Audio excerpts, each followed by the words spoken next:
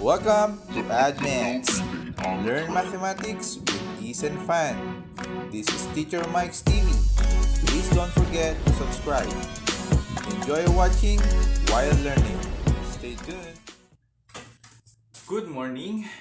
Welcome to AdMaths. I'm Sir Michael and I will be your mathematics teacher for the day. Today, we will be discussing about inverse proportion problems. So what is an inverse proportion? An inverse proportion is a proportion that shows that when one value increases, the other value decreases. And when one value decreases, the other value increases. So this is an exact opposite of direct. Kaya nga inverse, magkabaliktad. Kapag lumalaki yung isa, lumiliit naman yung isa. Kapag lumiliit yung isa, lumalaki yung isa. So what are the examples of inverse proportion that we can observe in our life? Ano daw yung mga halimbawa nito sa buhay natin? Example, and number of workers and time to finish a work. Another, number of persons to eat a certain amount of food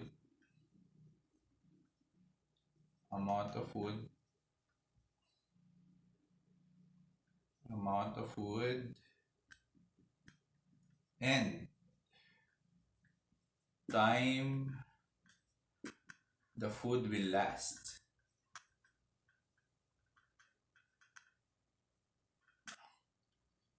Number of faucets or number of water hose, number of water pipes or water pipes, and time to fill a container. Okay. So, kung mapapansin ninyo, lahat to merong time. So, let's try to analyze kung ganun nga. Kung lumalaki yung isa, lumiliit naman yung isa, o pag lumiit yung isa, lalaki yung kabila. So, number of workers and time to finish a work. So, mas maraming workers, mas konti yung oras kasi mas maraming gagawa. Tumataas to, kumukunti ito. Kapag kumunti naman yung workers, tataas yung time o hahaba yung panahon na mayayari yung work. Kasi konti lang sila na magtutulungan para mayari yung work. Let's proceed to number 2. Number of persons to eat a certain amount of food and time the food will last. So, say for example, may isang kabang bigas. So, the more members of the family who will eat the food, mas marami yon, mas kukunti o mas maikli yung panahon. No? The smaller the time, no, that the food will last, yung isang kabang bigas. So, on the opposite, kapag naman you have few members of the family, mas matagal mauubos yung isang kabang bigas. So, opposite, inverse. So, yung number 3, number of faucets, gripo, o water pipes, o kaya water hose, mas maraming mga gripo, maraming mga tubo ng tubig, o kaya maraming hose ang nakatapat sa drum or container ng tubig, mas konti o mas maikli yung oras. Mas mabilis na mapupuno, konti lang yung oras na igugugol para mapuno yung drum ng tubig. On the other hand, o sa kabilang banda, on the contrary, kapag naman kukunti yung gripo, yung water hose, yung fewer number of water pipes na nakatapat sa drum or container of water, mas matagal. The longer the time, mas malaki yung time na igugugol para mapuno yung container or drum ng tubig. So, these are the examples. No, tandaan, laging may time. But take note of this, no? Remember this, hindi porket may time, inverse na yon.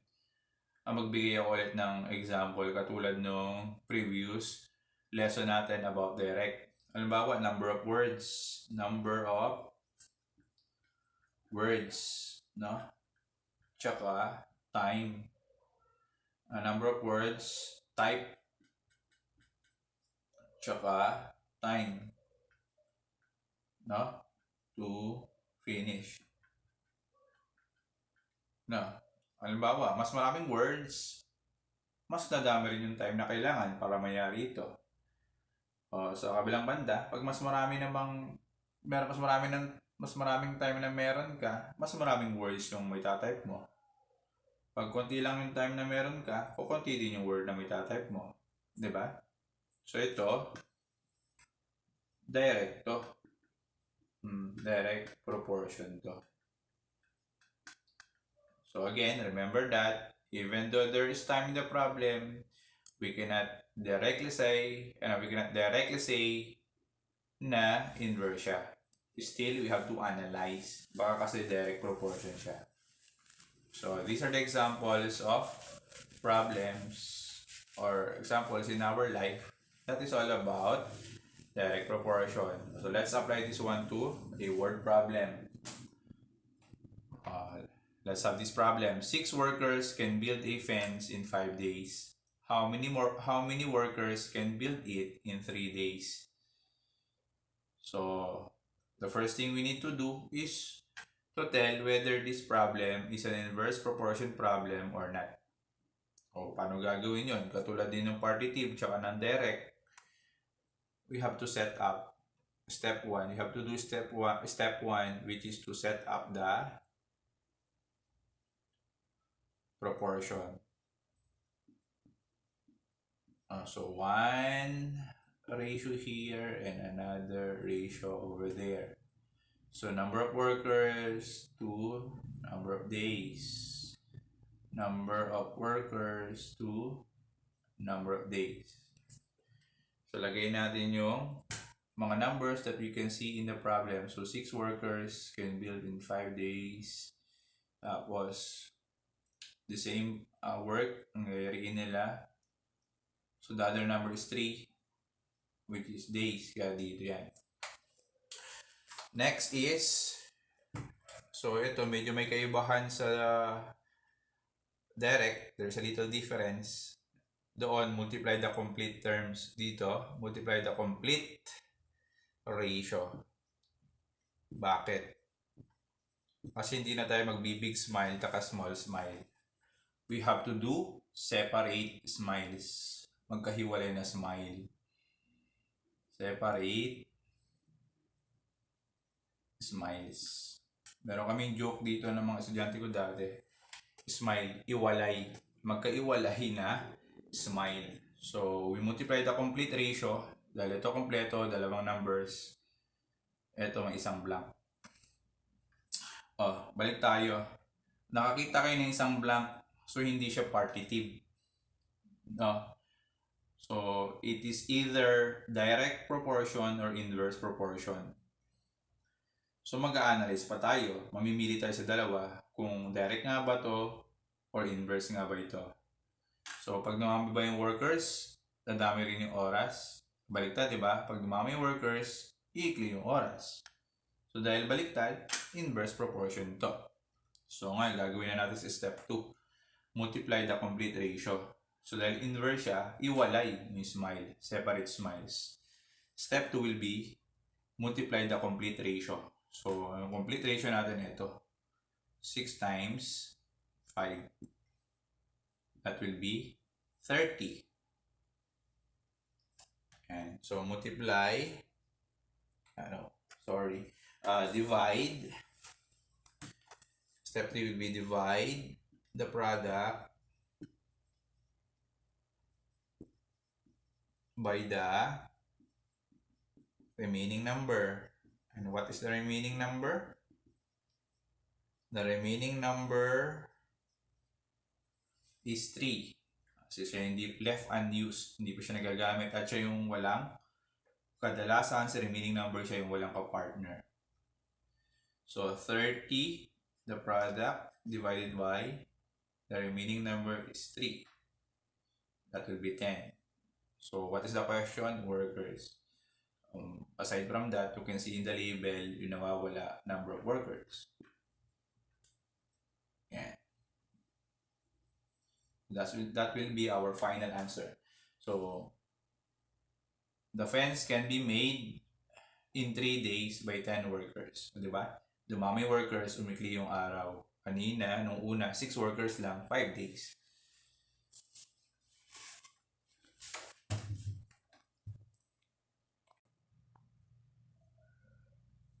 So let's have another example. 8 water pipes can fill a container in 3 minutes. How long will 12 water pipes fill the same container? Okay, so let's do step 1. So we are able to tell whether this problem is inverse or not. So one ratio there and another ratio over there. So water pipes minutes. Water pipes minutes. Pwedeng WP. Water pipes. Okay. So let's put the given 8 water pipes can fill in 3 minutes 12 water pipes. So this time, the time is missing. So we see that there is only one blank. So hindi siya partitive. Again, it's either direct or inverse. Mag-iisip ngayon tayo. Let's do analysis. Mag-analyze tayo. Pag dumami ba yung water pipes, kukunti yung oras. Yun. So yun, pag dumami yung water pipes, if the number of water pipes increases, the number of minutes decreases. So opposite. Automatic inverse to. So dahil na-identify na natin that this is an inverse proportion problem, we can proceed to step 2 and 3. So bago yun, ang smile natin, inverse, iwalay. Iwalay. Joke lang yun, ha? That will be our clue in our mind. Kahit na joke siya, mas madali naman nating matatandaan, no, because of that math antique. No, math antiques. Multiply the complete ratio. So ito yung complete. 8 times 3, we get 24. Step 3, divide the product by the remaining number. 24 divided by 12. The answer is 2. 2 minutes. It takes 2 minutes for 12 water pipes to fill the same container. So that ends our lesson about inverse proportion problems. Thank you and see you in the next lesson.